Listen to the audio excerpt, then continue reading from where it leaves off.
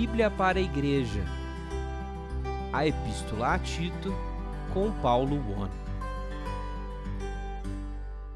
Tito, verdadeiro filho, capítulo 1, versículo 1 a 4. Paulo, servo de Deus e apóstolo de Jesus Cristo, para promover a fé que é dos eleitos de Deus e o pleno conhecimento da verdade segundo a piedade.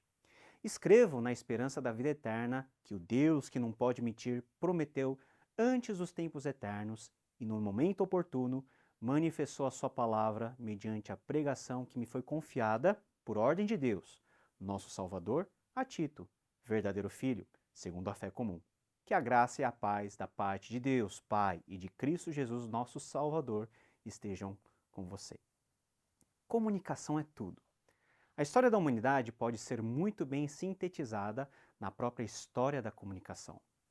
Hoje vivemos o ponto alto, pelo menos até o momento, de toda a história e o processo de transmissão de dados e informações. Na palma das nossas mãos, um celular pode muito bem dar acesso à soma total de todo o conhecimento humano em questão de alguns segundos. Indo mais além, uma das maiores conquistas da humanidade foi a de poder se comunicar mesmo à distância. Provavelmente agora você deve estar me assistindo por um aparelho celular, no conforto do seu lar ou na correria do seu dia a dia. Não importa. O ponto é que eu posso me comunicar com você, mesmo estando distante geograficamente. E também do passado para o seu presente, ultrapassando as barreiras cronológicas e temporais. Agora eu falo de 2022, mas você pode estar me assistindo em 2023, 2033 ou até mais para frente. Mas esse conforto da comunicação à distância não é algo apenas do nosso tempo.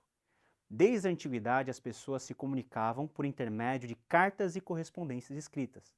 Se eu estou distante da minha audiência, posso fazer a minha vontade ser transmitida por meio de uma carta de forma segura e confiável. Sim, as cartas da Bíblia, particularmente as correspondências do Novo Testamento, são essa inovação comunicativa colocada a serviço da igreja e do pastoreio. Dos 27 livros do Novo Testamento, temos uma maioria de cartas e dentre essas cartas, 13 são consideradas como escritas pelo apóstolo Paulo. Creio que nem preciso gastar muito tempo falando do apóstolo Paulo. Ele foi, sem dúvida, o maior missionário direcionado ao mundo gentílico. Logo depois da sua maravilhosa chamada pelo próprio Cristo ressurreto a caminho de Damasco, ele anunciou na linha de frente o Evangelho de Jesus a quase todos os pontos importantes do mundo mediterrâneo. O livro de Atos nos narra 4 grandes viagens de Paulo, 3 que nós chamamos de viagens missionárias e mais uma rumo a Roma. Possivelmente, depois de ter chegado em Roma, Paulo viajou para mais dentro da Europa, alcançando a Espanha, talvez como uma 4ª grande viagem. É dentro desse contexto final da vida do apóstolo, talvez durante a sua 4ª viagem, que ele manda essa carta ao seu verdadeiro filho na fé comum, Tito, por volta do início da década de 60 depois de Cristo. Talvez você tenha lido pouco a respeito desse jovem chamado Tito. De fato, o Novo Testamento nos traz pouca informação sobre ele. Sabemos que ele esteve envolvido de forma muito próxima com o ministério do apóstolo Paulo. E é razoável acharmos que ele participou tanto da 2ª quanto da 3ª viagem missionária de Paulo. E durante essas viagens, Paulo havia deixado Tito cuidando da nascente igreja na ilha de Creta. A missão dele era de ser o pastor daquela comunidade, organizando a vida da igreja e escolhendo líderes fiéis para serem treinados a cuidar e pastorear os irmãos cretenses. Era uma missão provisória, mas necessária. Paulo queria ter Tito junto dele, mas a igreja em Creta precisava muito mais desse jovem ao seu cuidado. Antes de continuarmos, precisamos dizer que as cartas do Novo Testamento, incluindo essa de Tito, não nasceram como atos voluntários dos seus autores para uma simples e despretensiosa exposição de temas teológicos aleatórios. Não! As cartas nascem como respostas a problemas e crises pontuais que as igrejas espalhadas pelo mundo mediterrâneo estavam enfrentando. Situações muitas vezes sérias que demandavam o posicionamento de uma autoridade apostólica, no caso, Paulo.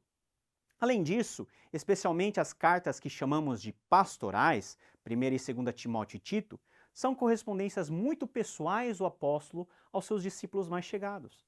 Era um cuidado pastoral importante àqueles jovens líderes que estavam enfrentando problemas de gente grande dentro das suas igrejas locais. É interessante notar que há 2000 anos, o apóstolo Paulo, de alguma maneira, buscou pastorear à distância seus queridos filhos da fé, consolando-os, exortando-os e animando-os a continuarem firmes na obra do Senhor. No decorrer dessa série, veremos quais foram os problemas que Tito enfrentou e como Paulo foi um pastor ausente em corpo, mas presente em espírito. As cartas na Antiguidade Clássica tinham uma estrutura básica. Na primeira parte, a introdução epistolar, o remetente e o destinatário eram identificados e uma breve palavra de saudação e rogo de bênção era proferido pelo remetente. Já a segunda parte da carta, a mais extensa, era o corpo epistolar, onde estava a razão de ser da carta, com os temas que o remetente tinha em mente em comunicar ao seu leitor. E por fim a terceira e última parte, a conclusão epistolar, curta como a primeira, que continha agradecimentos finais, alguns tipos de lembretes pessoais e um rogo de bênção ao leitor. O trecho que lemos, todo ele, é o que classificamos como introdução epistolar. Paulo é o autor e remetente da carta. Tito é o receptor ou destinatário. Paulo e os demais autores epistolares do Novo Testamento usaram as suas introduções epistolares para comunicar verdades teológicas que, de uma forma ou de outra, dariam o tom e o ritmo da carta. Paulo se identifica como servo de Deus e apóstolo de Jesus Cristo. Da mesma forma que em Romanos 1:1 e em Filipenses 1:1, Paulo se credencia como servo ou escravo de Deus, alguém disponível integralmente à missão de Jesus no mundo. É emblemático notar que antes de Paulo se identificar como apóstolo, um ofício de autoridade na igreja, ele se credencia como escravo. E é isso mesmo, ser escravo de Deus é a credencial de qualquer um que foi chamado por Deus para ser o seu povo. Embora o termo servo ou escravo tinham conotações extremamente negativas na antiguidade, é nessa função que Paulo, líder de Tito, o apóstolo na igreja, se coloca antes de todas as outras atribuições. Jesus mesmo já havia ensinado: se alguém quer ser o primeiro, será o último e servo de todos. Marcos 9,35. Ao mesmo tempo que Paulo era escravo de Deus, era apóstolo de Jesus, ou seja, o seu enviado autorizado na missão de evangelizar, plantar igrejas e cuidar do rebanho de Cristo pastoralmente. O serviço e o apostolado de Paulo não eram apenas emblemas que o qualificavam exteriormente como líder da igreja. O servir e o ser enviado tinham um propósito muito claro: para promover a fé que é dos eleitos de Deus e o pleno conhecimento da vontade segundo a piedade. Em outras palavras, o ministério de Paulo era para que os crentes, chamados em Cristo Jesus, tivessem a sua fé em Cristo fortalecida e, ao mesmo tempo, seu conhecimento ampliado para a experiência da verdade segundo a piedade. A fé dos eleitos, segundo Paulo, não era a crença em mitos ou superstições e nem um conhecimento apenas intelectual. A fé era a confiança e obediência plena à vontade de Deus, manifesta por meio da pregação do Evangelho de Cristo, e o conhecimento era para que os crentes pudessem viver no seu dia a dia a realidade firme do Evangelho, de forma a transformá-lo progressivamente em um discípulo ou discípula de Jesus.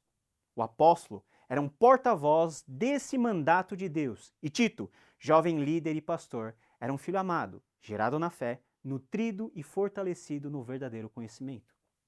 Tito, a quem Paulo chama de verdadeiro filho segundo a fé comum, teve uma história de vida diferente de Paulo. Como gentil que era, foi provavelmente alcançado pela graça de Jesus por meio do próprio ministério de Paulo, junto com Barnabé, quando estavam na cidade de Antioquia. Tito, ao longo do tempo, se transformou em um companheiro de confiança de Paulo. Foi justamente ele que levou a primeira carta à igreja de Corinto, uma carta bastante dura, numa situação bem complicada que aquela igreja estava passando. Por fim, Tito também foi muito útil a Paulo no seu esforço de levar recursos financeiros destinados aos crentes que estavam passando por dificuldades, tanto em Jerusalém como na Judéia. Duas pessoas. De um lado, um apóstolo já experiente e no final de sua carreira de fé. Do outro, um líder fruto do trabalho do missionário, Paulo. Embora separados pela distância, eles estavam juntos. Uma vez que Paulo estava na Macedônia e Tito na ilha de Creta, eles estavam unidos pela comunhão em Cristo. Aqui, meus irmãos, vemos algo muito marcante nas cartas pastorais de Paulo.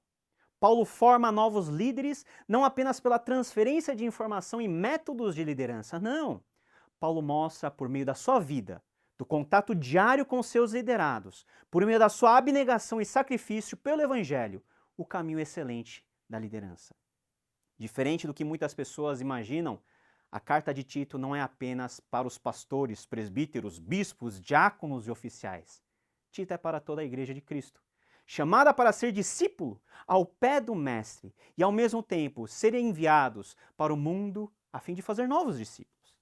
É como se o apóstolo Paulo estivesse falando a nós hoje, comunicando-nos a revelação de Deus, o direcionamento divino para sermos usados como Titos em nossos tempos. São a estes, você, eu, todo o povo de Deus, que Paulo diz, graça e paz da parte de Deus Pai e de Cristo Jesus, nosso Salvador. Graça e paz era a mistura do jeito judaico e grego de se cumprimentar. Shalom e eirene, graça e paz, marca de que o chamado de Cristo é para judeus e gregos, para todos que professam verdadeiramente o nome de Cristo. Por isso, Tito é para você. Nos próximos episódios, vamos ver na prática como o apóstolo Paulo direciona o seu amado filho e cooperador na experiência da verdadeira piedade baseada na fé e no conhecimento da vontade de Deus. Até lá!